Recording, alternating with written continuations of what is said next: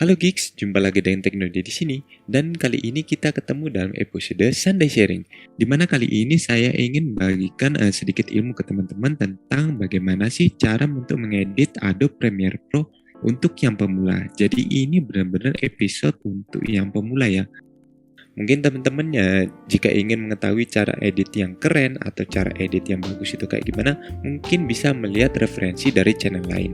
Jadi di sini saya benar-benar ingin membahas tentang Adobe Premiere Pro itu secara mulai dari awal ya, secara basic itu bagaimana cara mengimport file-file, kemudian mengeditnya secara sederhana, dan kemudian bagaimana sih setting-setting untuk ekspornya. Nah, kemudian kita langsung aja open dari Adobe Premiere Pro-nya ya di sini. Jadi di sini saya menggunakan dari Adobe Premiere Pro yang untuk versi 2019 ya. Jadi teman-teman bebas ingin menggunakan Adobe Premiere Pro apa saja, silakan. Kebetulan di sini saya menggunakan dari Adobe Premiere Pro CC19. Nah, sembari menunggu kita akan membahas beberapa step-step yang akan saya lakukan di sini ya. Jadi ini memang step-step yang murni saya buat sendiri untuk mempermudah teman-teman agar lebih mudah untuk memahami dari setiap step-stepnya. Di sini ada beberapa step. Yang pertama itu adalah persiapan file atau jenis-jenis file apa aja yang bisa diimport. Kemudian kita akan melanjut ke proses yang kedua yaitu adalah proses import file dari folder ke Adobe Premiere Pro. Kemudian yang ketiga adalah kita akan memahami dari ruang kerja dari Adobe Premiere Pro. Kemudian yang keempat adalah proses editing. Yang kelima adalah sedikit proses efek atau cara untuk memasukkan efek. Dan kemudian yang keenam adalah setting output atau setting untuk rendering. Dan yang kelima, proses yang ketujuh adalah proses dari renderingnya itu sendiri. Yang pertama kita akan menuju ke persiapan filenya. Jadi untuk Adobe Premiere Pro ini sendiri basic dari jenis file yang bisa diimport itu biasanya sih untuk yang format video adalah MOV ataupun MP4. Mungkin ada beberapa dari versi MPEG juga bisa, tapi yang secara umum yang basic digunakan adalah MP4 dan juga MOV. Nah, dan kemudian ada beberapa file lain yang bisa diimport seperti mungkin file gambar seperti JPEG ataupun PSD juga bisa diimport ke Adobe Premiere Pro. Jadi teman-teman mungkin ada beberapa logo yang transparan, misalnya formatnya kayak PSD ataupun PNG, jadi bisa diimport ke Adobe Premiere Pro. Jadi itu untuk basic pengenalan file yang bisa diimport ke Adobe Premiere Pro. Sekarang kita siapkan di foldernya ya. Nah, kira-kira file apa aja yang akan diimport ke Adobe Premiere Pro. Mungkin kita bisa rapikan dari jenis-jenis filenya ketika mungkin dari kamera kita habis ngerekam itu kita bisa sortir dulu file-file apa aja yang mungkin akan diimport ke Adobe Premiere Pro. Jadi nanti untuk mempermudahnya kita sortir dulu video-video yang bagus, dan kemudian untuk beberapa video-video yang gagal itu mungkin bisa di-delete ataupun dipindah ke folder lain. Nah, dan juga di folder tersebut mungkin juga bisa ditambahkan dari beberapa file audio yang mungkin nanti kita bisa import atau kita perlukan ketika proses editing. Jadi ini ada beberapa bahan yang sudah saya siapkan, dan kemudian kita buka dari Adobe Premiere Pro-nya aja. Jadi untuk tampilan pertamanya adalah seperti ini. Ada di sebelah kiri kita bisa lihat New Project dan Open Project. Jadi nanti dan di sebelah tengah ini ada beberapa project-project yang telah kita kerjakan di masa lampau yang mungkin kita bisa open kembali. Jadi kita pilih di sini New Project aja. Jadi bagian atas ini merupakan judul yang akan kita pakai untuk projectnya. Channel saya dipakai di sini adalah saya tulis latihan seperti itu ya. Dan ini tempat untuk nge-save-nya. Mungkin teman-teman bisa browse di folder yang teman-teman inginkan. Dan kemudian ini nggak usah diutak-atik ya untuk bagian bawahnya ini, jadi kita rename aja untuk yang bagian atasnya, kemudian kita tekan OK aja.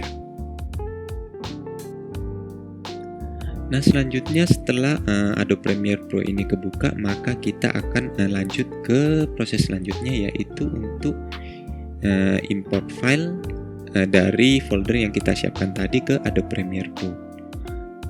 Jadi di sini saya sedikit ada pengenalan untuk ruang kerja di Adobe Premiere Pro ya. Jadi sebelah bawah ini ada tulisan dari project, di mana project tersebut adalah tempat untuk mengimport file-file yang kita siapkan tadi dari folder ke Adobe Premiere Pro. Jadi letaknya di sebelah kiri bawah ini, maka kita akan open dari folder yang kita siapkan tadi. Kita blok semuanya dan kita drag ke folder project, dan kemudian secara otomatis maka file tersebut akan masuk ke folder project atau latihan yang telah kita siapkan di sebelah kiri bawah. Jadi di sini ada 3 file yang sudah saya siapkan sebelumnya ya. Jadi maka setelah dari itu maka langkah yang kedua atau langkah dari proses importing sudah selesai ya. Kita akan pengenalan dari ruang kerja yang ada di Adobe Premiere Pro.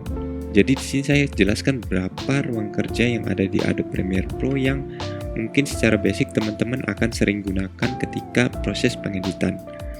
Misalnya yang penting di sini adalah di sebelah kiri bawah ini memang adalah dari folder project ya. Di sini tempat untuk mengimport segala jenis file.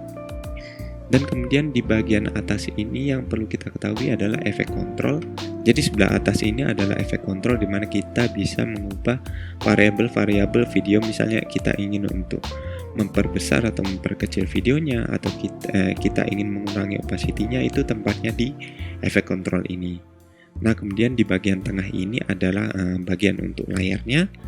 Di sebelah bawah ini adalah tempat untuk kita playernya atau kita untuk ngeplay ataupun ngepause. Dan kemudian bagian yang utama di bagian tengah bawah ini adalah timeline atau tempat kita untuk mengedit dari video-video yang telah kita siapkan.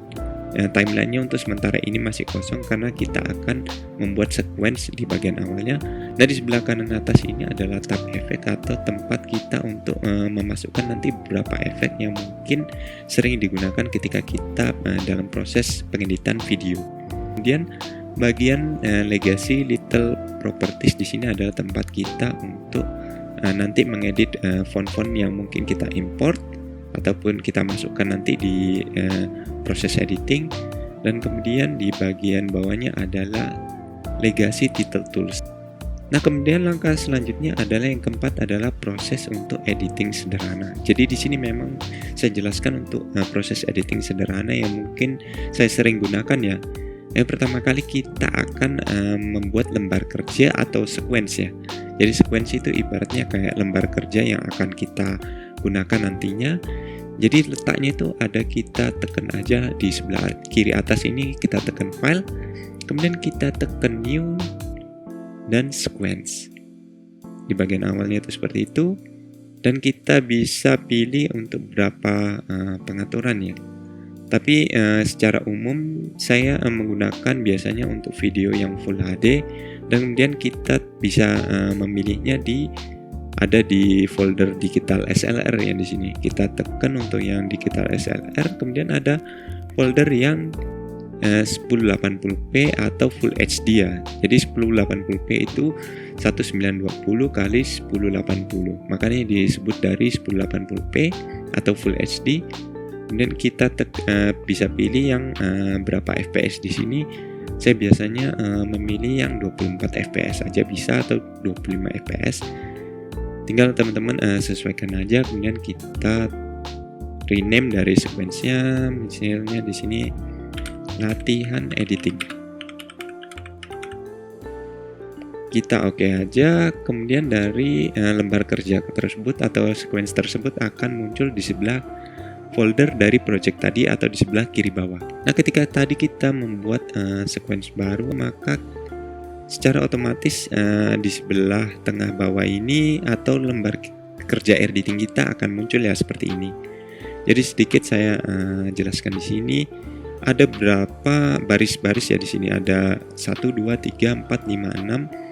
Di mana baris-baris di sini adalah kita ibaratkan kalau di Photoshop itu adalah sebuah layer ya.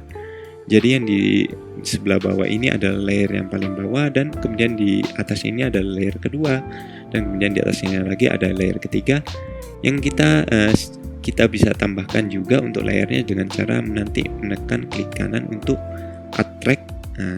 Ketika kita add track maka akan muncul di V4 ini atau layer yang keempat. Nah, kemudian kita bisa import dari video yang kita siapkan tadi ke lembar kerja ya. Caranya dengan cara kita tinggal drag aja untuk file videonya seperti ini. Nah, ketika sudah diimport ke sequence seperti ini, maka kita bisa melakukan proses editing kepada video tersebut. Jadi di sini saya ingin menjelaskan beberapa shortcut yang memang sering banget saya gunain ketika melakukan proses editing. Jadi memang beberapa aja yang saya jelaskan di sini yang basic-basic yang biasa saya gunain. Mulai dari yang pertama adalah shortcut dari spasi untuk play dan pause. Jadi kita tekan tombol spasi maka kita bisa ngeplay untuk video seperti ini. Dan ketika kita tekan spasi lagi maka dia akan pause. Nah, gimana sih cara kita untuk melihat secara detail ini detik keberapa, menit keberapa, dengan cara kita menekan tombol plus atau minus untuk memperbesar atau memperkecil dari timeline tersebut. Jadi ketika kita tekan tombol plus seperti ini, maka timelinenya akan meluas seperti ini. Jadi kita bisa melihat dari detik keberapa kita melakukan proses editing. Dan kemudian ketika kita ingin untuk memperkecil dari ruang kerja tadi ini, maka kita tinggal tekan dari tombol min atau memperkecil dari timeline tersebut ya.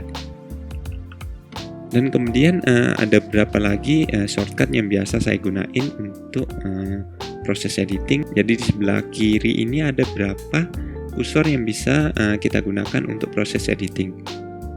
Jadi ada beberapa yang memang saya gunain, itu yang paling sering biasanya adalah razor tool atau C untuk melakukan proses cut atau memotong dari video yang kita inginkan. Kemudian ada tombol V untuk kembali lagi ke posisi semula ya, ke posisi kursor seperti ini. Jadi memang saya biasanya menggunakan tombol C untuk cut.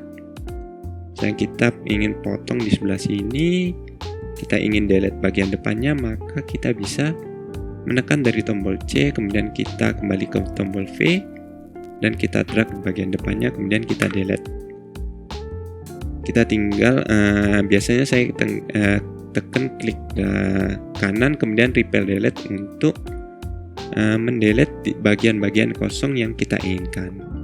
Dan kemudian ada beberapa lagi shortcut yang sering saya gunakan adalah arrow atau arah panah, di mana kita bisa melakukan perpindahan secara detail ya untuk tiap framenya. Jadi di sini saya coba zoom untuk bagian timelinenya, kemudian saya tekan tombol kanan atau panah kanan untuk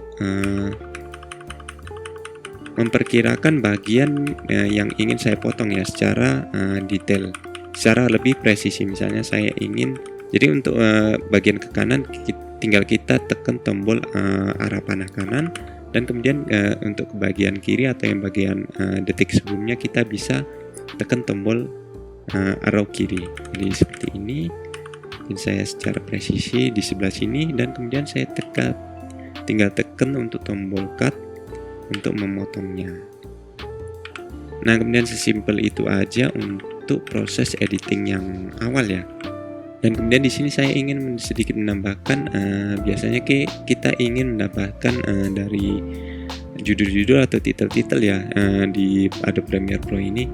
Ada dua jalan sih, kita bisa membuatnya mungkin di Adobe Photoshop, kemudian kita save untuk PNG, ataupun kita bisa memasukkannya secara manual dari Adobe Premiere Pro ini. Jadi caranya gampang banget, kita tinggal tekan tombol file, kemudian kita tekan lagi tombol new, dan kemudian untuk legasi title kita tekan seperti ini. Kemudian kita oke aja.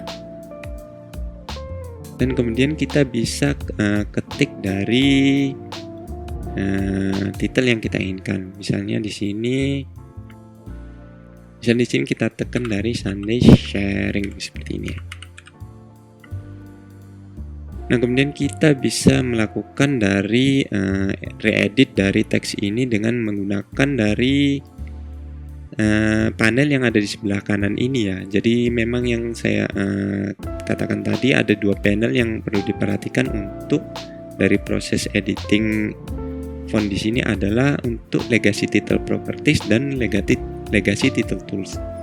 Untuk yang legacy title tools kita bisa tekan tombol kursor seperti ini sehingga kita bisa geser-geser ke bagian yang kita inginkan, ataupun bisa juga untuk mengeditnya memperbesar secara manual di sebelah dan kita drag seperti ini ya.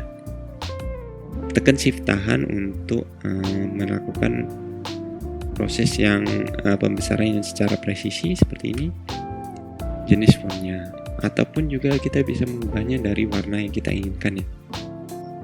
Misalnya di sini saya pengen warna yang merah, kita bisa klik warna di sini. Saya ingin warna anggap aja biru deh. Nah, tekan seperti ini dan kemudian kita bisa menambahkan dari outline, misalnya kita tekan stroke di sini.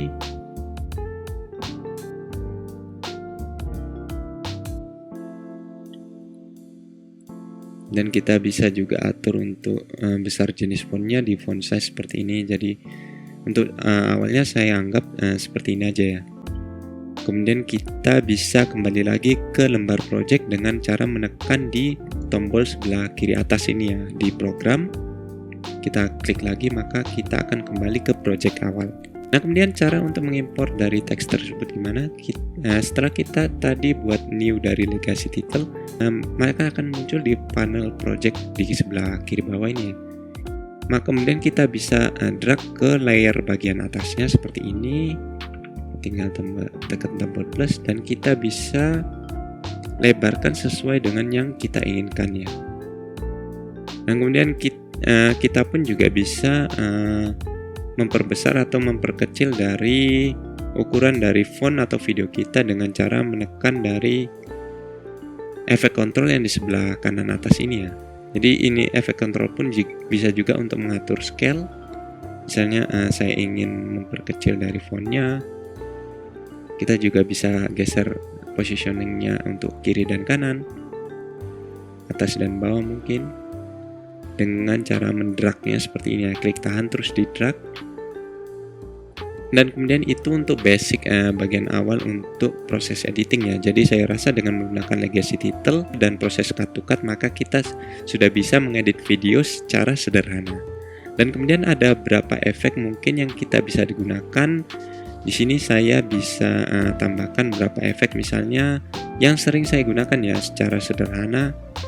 Itu kita bisa menggunakan beberapa efek di sebelah kanan ini, kita tekan dari panel efeknya dan kemudian kita biasanya gunakan dari video transisi ya di sini.